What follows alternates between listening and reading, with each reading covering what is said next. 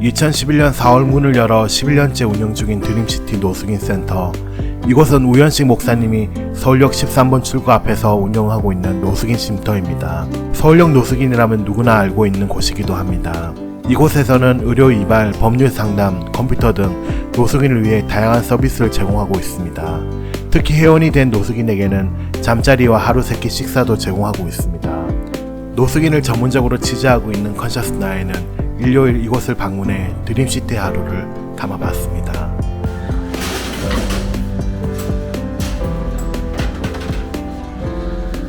고기 반찬인데요. 저희가 네. 학교에서 네. 학교 급식하고 남은 반찬을 저한테 보내줘요. 네. 그래서 학교 급식이 들어오기도 하고, 네. 이제 아저씨들 중에 1층에 오는 아저씨들 중에 네. 서울역에서 이제 음식을 나눠주면 받아서 저희한테 갖다 주기도 해요. 네. 때로는 우리 도와주시는 분한테 좀 미안하기도 해요. 너무 잘 먹은 것 네, 네. 느낌들이 있어서. 네.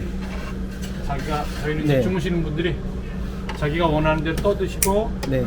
또 자기들이 직접 설거지도 직접 해요. 네. 또 다른 시설에 가서 드시는 분도 있어요. 네. 그 체험터나 이런데 네.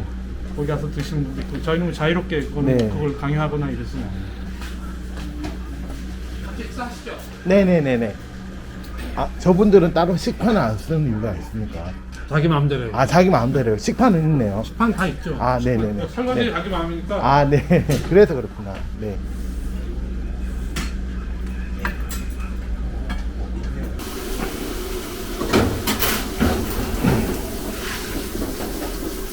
아, 선생님 이 부업을 직접 해서 이렇게 오시는 겁니까? 네.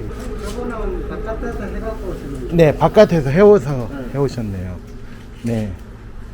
이렇게 부업하니까 좀 도움이 되시나요?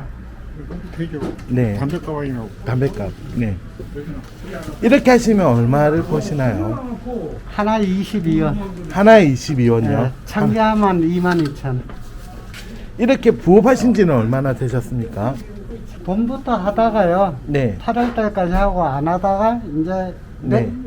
이제 얼마 안 됐습니다. 네. 네? 이렇게 해갖고 되게 능숙하십니다. 예. 아이 저는 많이 하면 하루에 2,000개 돼요. 이거 하나 잡으면 저희가 업체에서 17원을 주고 네. 저희가 5원을 얹어드려요. 네. 그게 22원 하나 잡을 네. 때마다. 22원. 총 몇 분이 하십니까? 전부 다 지금 9명이 하고 있어요. 9명. 사실 좀 이런 부엌거리가 좀 많으면 좀 더 많은 네. 분들이 할 수 있는데 좀 한계가 있어서 조금 아쉬움은 있어요.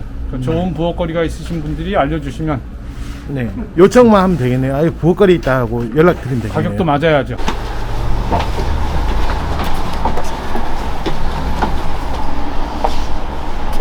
지저분하죠? 정리하면. 아, 아닙니다.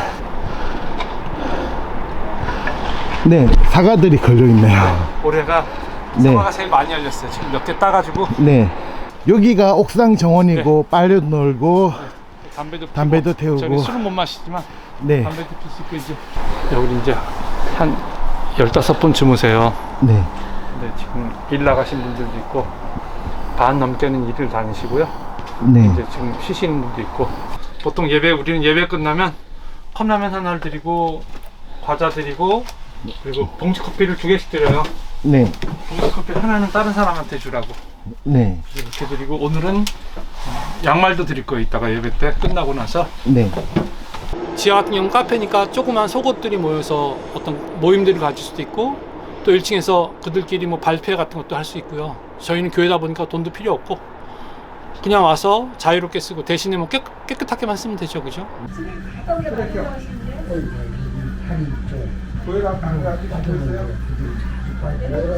이렇게 찌릿하신 거죠? 날카롭게? 여기가 관절이 여기 있는 데가 있거든요. 그러니까 요 지점만 아프신 거예요? 선으로 이렇게 아프신 거 밑에까지? 여기만 아프신 네. 거예요? 네, 안녕하세요. 저는 김은주 한의사입니다. 그 선생님은 드림시티에 한방의료 봉사를 하신 지 얼마나 되셨습니까? 최근 9월 달부터 시작했어요. 네. 이 드림시티하고는 어떻게 알게 되셨나요? 제가 한 10년 전쯤에 우연히 인터넷으로 이곳을 알게 됐고요. 여기 홈페이지를 이렇게 쭉 보니까 너무 귀한 일을 하고 계시더라고요. 그래서 이곳을 돕고 싶다 이런 마음이 들어서 방문을 했었어요. 목사님 이렇게 하시는 여러 가지 사역을 보면서 나도 조금이라도 도움을 드리고 싶은 마음이 간절했는데, 그때는 제가 아이들이 굉장히 어렸기 때문에 시간을 낼 수가 없었고 경제적인 후원을 이제 꾸준히 10년 정도 이어왔고요. 최근에 이제 아이들도 많이 크고 의료봉사를 하고 싶었지만 아시다시피 코로나 때문에 상당 기간 할 수가 없었고 최근에 이제 좀 많이 완화가 된 것 같아서 9월 달부터 시작을 했습니다. 이렇게 의료봉사를 하시니까 어떠신지? 상당히 보람이 있죠. 배워서 남주자 이런 평소 이제 소신을 가지고 있기 때문에 제가 공부하고 또 배운 것을 저한테는 큰 수고가 아니지만 이분들한테는 상당한 도움이 되고 또 고마워하시고 좋아졌다라고 하시는 말씀 들으면 참 보람이 있습니다.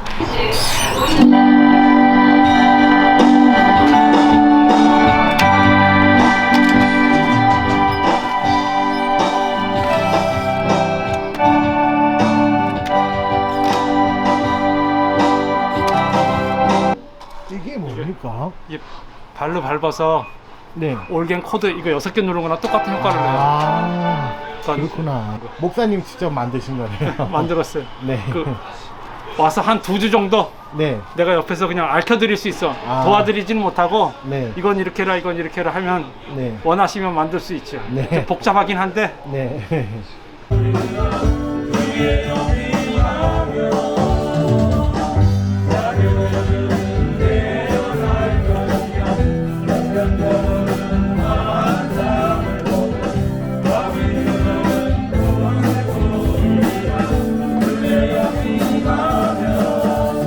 여러분 하나님을 어떻게 하면 기뻐할 수 있을 것 같아요? 하나님 어떻게 하면 기쁘시게 할 수 있어요? 네? 찬송하는 일단 찬송하는 또 믿음으로 했잖아요 아까. 순종 되게 많습니다. 이렇게 드림시티 노숙인 센터를 예. 만들게 된 계기는 어떨까요? 뭐 배운 게 죄라 그래야 되나? 제가 이제 미국에 가 있을 때 미국에 2005년에 기관에서 파송돼서 미국에서 이제 사역을 하면서 노숙인 사역을 시작했었어요. 그래서 거기서 5년 동안 있으면서 횟수로는 6년인데 노숙인 사역들을 하면서 이걸 한국에 갖다 놓으면 한국의 어려운 분들한테 참 도움이 되겠다 이런 생각을 했고요.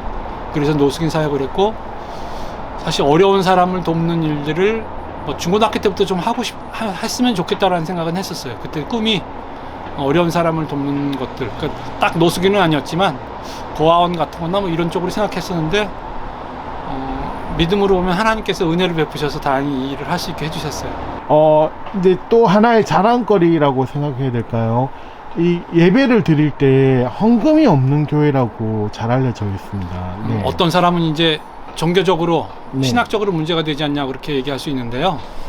하나님의 마음, 예를 들어 자녀가 돈이 없어서 나를 못 보러 온다 이렇게 하면 얼마나 마음이 아플까 이런 생각이 들어요. 그래서 그냥 가난한 사람들이 모이는 교회니까 헌금 없이 마음이라도 가지고 올 수 있는 그런 분위기면 어떨까 하는 생각 때문에 했고요. 일반 교회에서 헌금이 없는 건 뭐 좀 다른 얘기지만 저희는 가난한 사람들만 모이니까 뭐 그것도 한 어떤 다양성이라는 부분에서 뭐 꼭 믿음은 이래야 된다, 교회는 이래야 된다라는 그런 게 아니라 이런 형태의 교회도 있고 저런 형태의 교회도 있고 좀 다양한 형태의 교회를 만들면 어떨까 그런. 근데 다행히 헌금은 없지만 그래도 저희 하는 사역을 좋게 보고 도와주시는 분들이 많아서 재정에 어려움 없이 하여간 운영되고 있습니다. 네. 그렇다면 이렇게 재정은 다 후원으로 충당되는데 이것도 다 투명하게 공개하신다고 얘기를 들었어요. 저희는 교회들이 이제 믿으시는 분도 있고 안 믿으시는 분도 있잖아요. 근데 교회의 목적은 안 믿는 사람들이 보고 좋게 보고 교회에 나올 수 있게 하는 게 교회의 목적일 수 있고요. 또 하나는 제가 제 돈으로 만약 했더라면 다르겠지만 적어도 다른 사람들의 돈으로 했다라면 그 부분에 대해서 투명하게 그리고 확실하게 그리고 또 아는 사람들한테는 이렇게 썼다고 보고를 하는 게 당연하다고 생각해요. 그래서 뭐 재정을 투명하게 하는 게 뭐 일부러 투명하게 이런 거 없이 그냥 저희 장부 네. 그냥 그대로 올리는 거예요. 그 목사님은 어떤 때 가장 보람이 되시나요? 저는 이 일하는 것 자체로 사실은 감사하고 보람되고 그래요. 왜냐면 누구나 하고 싶은 일인데 자기가 하고 싶은 일을 하고 사는 사람은 많지 않잖아요. 근데 제가 원했던 일을 할 수 있는 것 참 감사하고요. 그리고 또 가끔가다 노숙인 중에도 이제 재활에 성공해서 아니면 또 가정으로 돌아가는 사람들도 있고 이런데 그럴 때가 제일 감사하죠. 그러면 마지막으로 저희 독자님들에게 한 말씀 좀 부탁드리겠습니다. 우리 사회가 좀 아쉬운 부분은 함께 공유하는 느낌들, 그러니까 공감하는 마음들이 좀 약하지 않나 싶어요.